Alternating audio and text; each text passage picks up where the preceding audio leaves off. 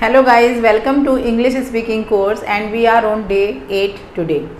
I guess you have already watched the other videos of this series.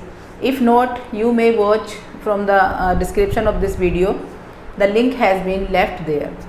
So today I am going to start with some questions. Questions means कि जैसे अगर कोई आपसे कोई question करता है या आप किसी से क्वेश्चन करते हो, सपोज़ आप किसी से कोई क्वेश्चन करते हो, कुछ पूछना चाहते हो, देन आपको क्वेश्चन फ्रेम करना आना चाहिए. चलो आप क्वेश्चन नहीं भी करते हो, अगर कोई आपसे क्वेश्चन करता है और आप उसको इंग्लिश में ही क्वेश्चन कर रहा है, इंग्लिश में ही आंसर देना है, then you should know how to answer. अब आप आंसर तो तब दोगे ना जब आपको उस क्वेश्चन का मीनिंग पता है कि सामने वाला पूछ क्या रहा है. तो इस केस में हमें ये भी पता होना चाहिए कि क्वेश्चन कैसे हमें फ्रेम करना है और उसको समझना भी आना चाहिए और आंसर कैसे देना है वो भी पता होना चाहिए. तो let's start with some questions. What's your name? तो बड़ा कॉमन क्वेश्चन है, what's your name, what is your name. कोई भी आपसे पूछ लेता है, घर में मम्मी की फ्रेंड्स आती हैं वो भी पूछ लेती हैं, पापा की दोस्त आते हैं वो भी पूछ लेते हैं. तो आपको पता होना चाहिए कि आपको कैसे आंसर देना है. तो कैसे देना है आंसर? क्या ऐसे आंसर दो कि myself is Raja, myself is Rajan और myself is this? No, myself कभी भी नहीं लगाना है. माई सेल्फ ग्रामेटिकली रॉन्ग भी है और माई सेल्फ एक माई सेल्फ जो होता है एक प्रोनाउन है जिसे कहते हैं जिसे कहते हैं रिफ्लेक्सिव प्रोनाउन. तो रिफ्लेक्सिव प्रोनाउन का यूज़ हम हमेशा सब्जेक्ट के बाद करते हैं, मीन्स प्रेडिकेट वाले पार्ट में करते हैं, वर्ब के बाद करते हैं, लास्ट में करते हैं. तो माई सेल्फ तो आना गलत ही हो गया. तो हम सीधा सा आंसर देंगे माई name is Suraj, my name is चंदा, माई नेम इज़ राजा और माई नेम इज़ रानी. तो what's your name? My name is Rani और I M Rani. I am भी बोल सकते हैं बट जो करेक्ट एकदम आंसर है that is my name is. Who is your father? अब कोई आपसे पूछता है हु इज़ योर फादर, तुम्हारे पापा कौन है. अगर तुम्हारे पापा, एक तो ये वे है पूछने का तुम्हारे पापा कौन है, who is your father. And second way of saying this कि what's your father's name, what is your father's name और who is your father. Both sentences are correct, both questions are correct. What's your father's name और who is your father. तो answer would be my father's name is mister. Mister भी लगाना बहुत ज़रूरी है. If you are writing then mister के बाद point लगाना भी ज़रूरी है.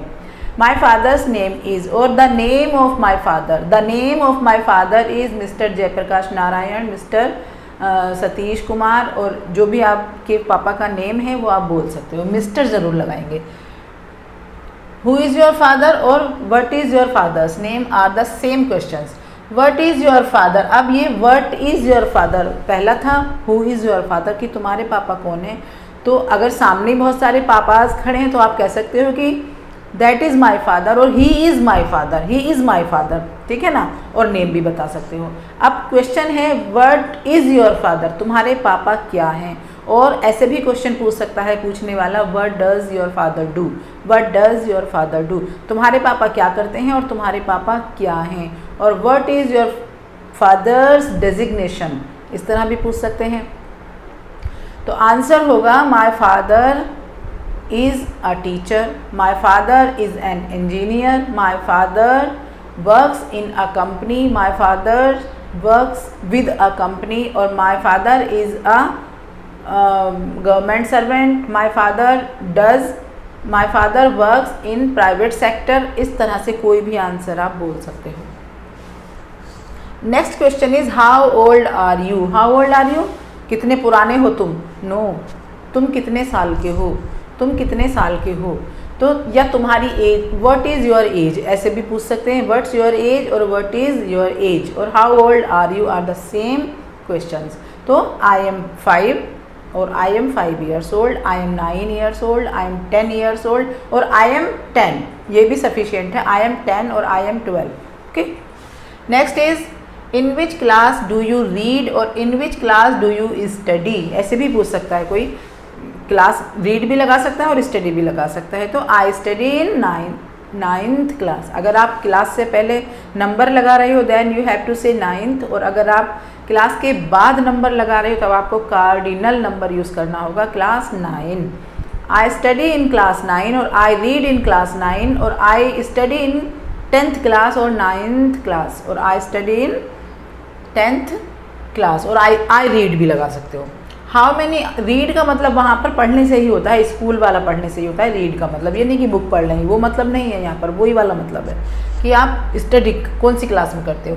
How many students are there in your class, how many students are there in your class, तुम्हारी क्लास में कितने स्टूडेंट्स हैं, तुम्हारी क्लास में कितने स्टूडेंट्स हैं। देयर आर, देयर से क्वेश्चन फ्रेम करेंगे। देयर आर 70 तो नहीं होते हैं, there are 40 students in my class, there are 35 students in my class. Why didn't you go और कम, अगर स्कूल वाले आपसे पूछ रहे हैं कि why didn't you come to school yesterday, कल तुम स्कूल क्यों नहीं आए थे, तब तो वो कम लगाएंगे। अगर कोई नेबर आपका पूछ रहा है, घर में गेस्ट आए हुए पूछ रहे हैं कि कल आप स्कूल क्यों नहीं गए थे, तब वो गो लगाएंगे, गो का यूज़ करेंगे। तो फ़र्क हो जाता है ना, स्कूल वाले पूछेंगे तो वहाँ तो आप जाते हो तो वो कम लगाएंगे, why didn't you come to school yesterday. और अगर घर में से कोई पूछ रहा है तो why didn't you go to school yesterday. तो आई वॉज इल यस्टरडे, मैं बीमार था कल, और I have some urgent piece of work, जब भी हम कोई वर्क की बात करते हैं तो पीस ऑफ वर्क लगाते हैं। Most of the time piece of work वैसे करेक्ट है, वर्क भी लगा देते हैं, I have an urgent work भी लगा देते हैं। तो आप कुछ भी बोल सकते हो, I have an urgent piece of work, और I had to go somewhere else, मुझे कहीं जाना था, I had to go somewhere else, और I was not feeling well, इस तरह भी बोल सकते हो। बहुत सारे बहाने, एक्सक्यूजेस तो बहुत सारे होते हैं ना, कुछ भी बता दो। तो why didn't you go to school yesterday, okay. Where did you go in your summer vacation, where did you go, did हम वहाँ लगाते हैं जहाँ हम पास्ट की बात करते हैं, और एक आंसर जब हम इसका देंगे तो वर्ब की सेकंड फॉर्म ही लगाएंगे। जब आप किसी ऐसे क्वेश्चन की बात करेंगे जिस क्वेश्चन में डिड लगा हो, जैसे कि यहाँ डिड है, यहाँ डिड है, तब आप आंसर में वर्ब की सेकंड फॉर्म लगाएंगे। ऑलवेज जो हमारा आंसर बनेगा वो पास्ट इंडेफिनिट में बनेगा। Where did you go in your summer vacation, आप समर वेकेशन में कहाँ गए थे। I went to Shimla in my summer vacation, I went to Nainital in my summer vacation, I went to Delhi NCR in my summer vacation, okay. How much money do you have right now, अभी तुम्हारे पास कितने पैसे हैं। How much money, money क्योंकि uncountable noun है, money को हम काउंट नहीं कर सकते। हम रुपीज़ को काउंट कर सकते हैं, हम पैसों को काउंट कर सकते हैं, पर मनी को हम नहीं काउंट कर सकते। कोई थोड़ी पूछता है आपकी जेब में कितनी मनी है। मनी है तो आप ये थोड़ी बताएंगे मेरी जेब में 5 मनी है या मेरी पॉकेट में 10 मनी है। आंसर तो आप रुपीज़ में देंगे। मेरी I have 10 rupees, I have 50 rupees, तो रुपीज़ काउंटेबल नाउन है, money is not a countable noun. तो how much money do you have right now, तुम्हारे पास कितनी मनी है, तो आप आंसर किस में देंगे, आप काउंटेबल में आंसर देंगे। आई have 10 rupees, I have 20 rupees in my pocket right now, right now अभी के अभी कितने रुपए हैं।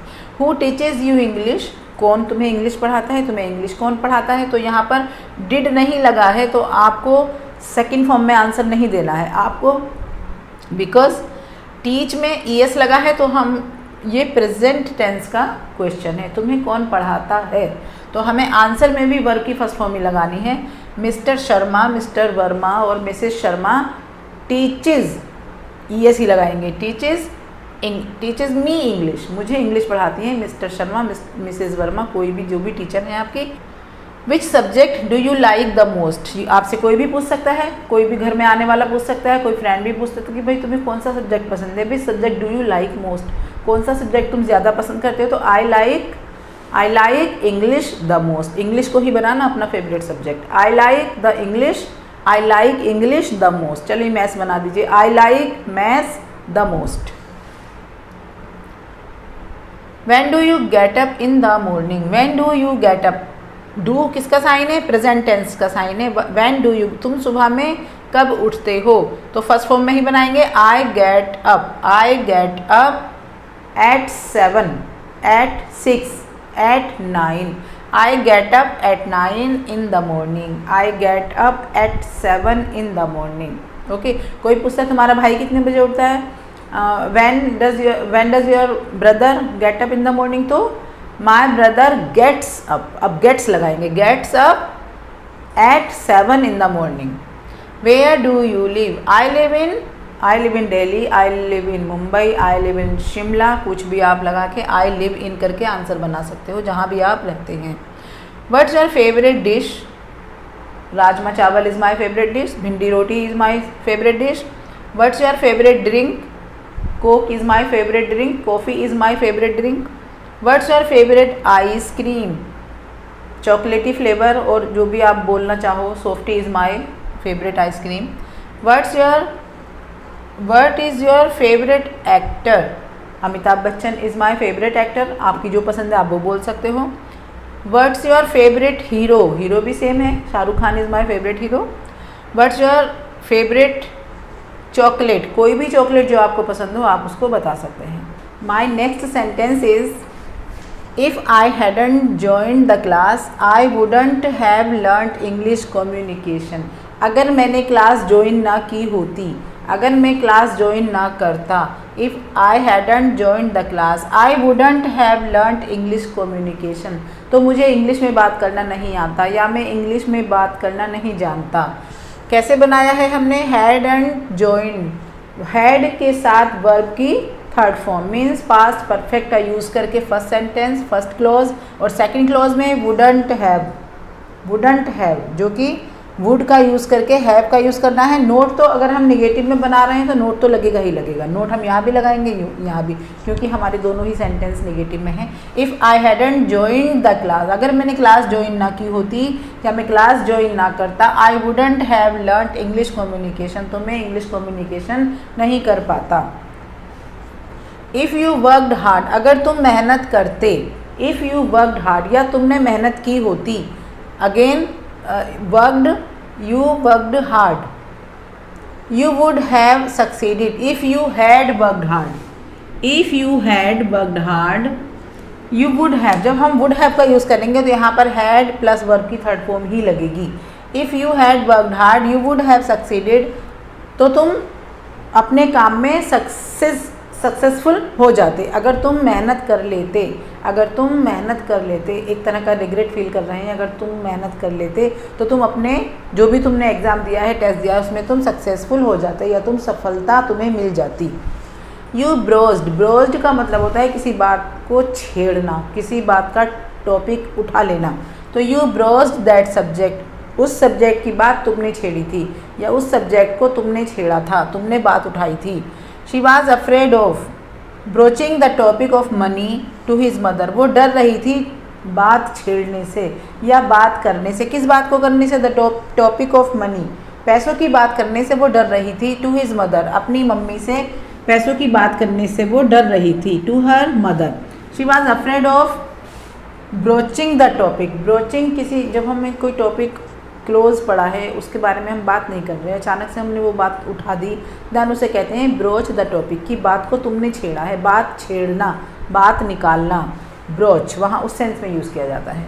तो she was afraid of broaching the topic of money to her mother, वो अपनी मम्मी से पैसों की बात छेड़ते हुए डरती है या डर रही थी। वॉज है तो डर रही थी।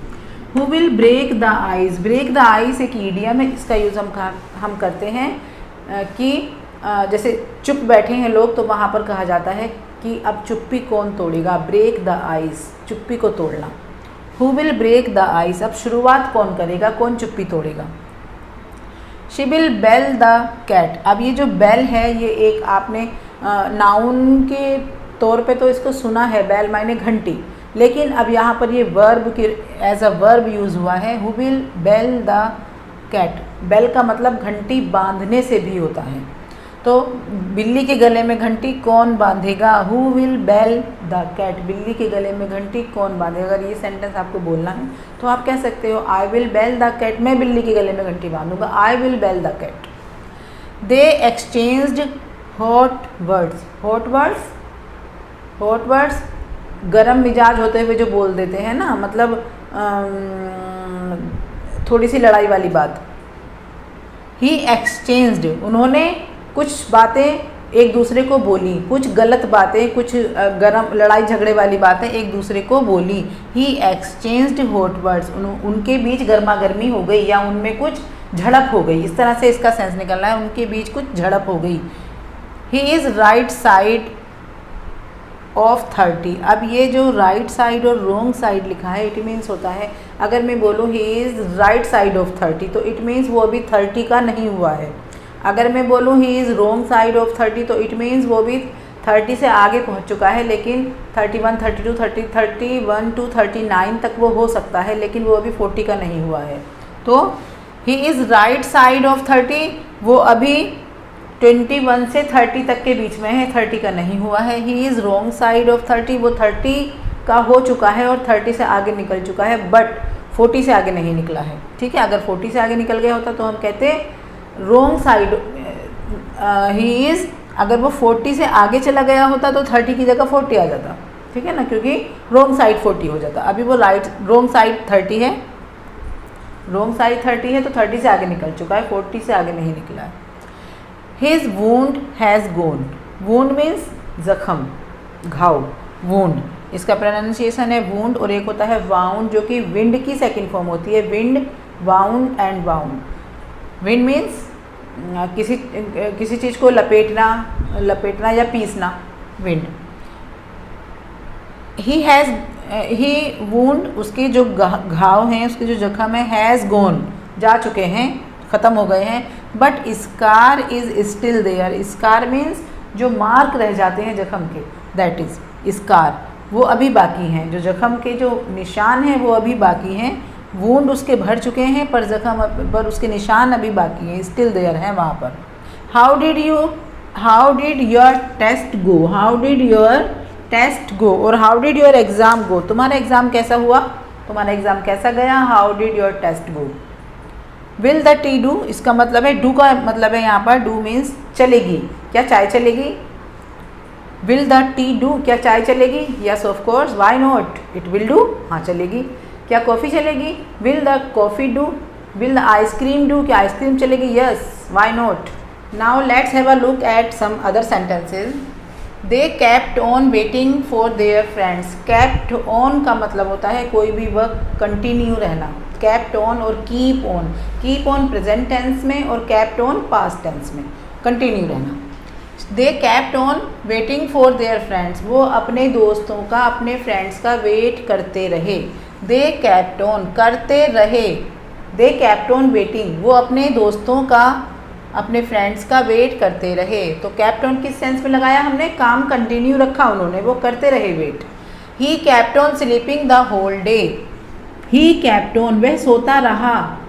केप्ट ऑन स्लीपिंग और उसके बाद आईएनजी फॉर्म लगेगी, जेरंड फॉर्म लगेगी। He kept on sleeping the whole day, वो पूरा दिन सोता रहा। आईएनजी मीन्स यहाँ पर जेरंड फॉर्म है। आईएनजी, गोइंग, कीपिंग और waiting, sleeping. He kept on sleeping the whole day, वो पूरा दिन सोता रहा। ही केप्ट ऑन, अगर मैं कहूँ वो पूरा दिन सोता रहता है, then how do I frame the sentence.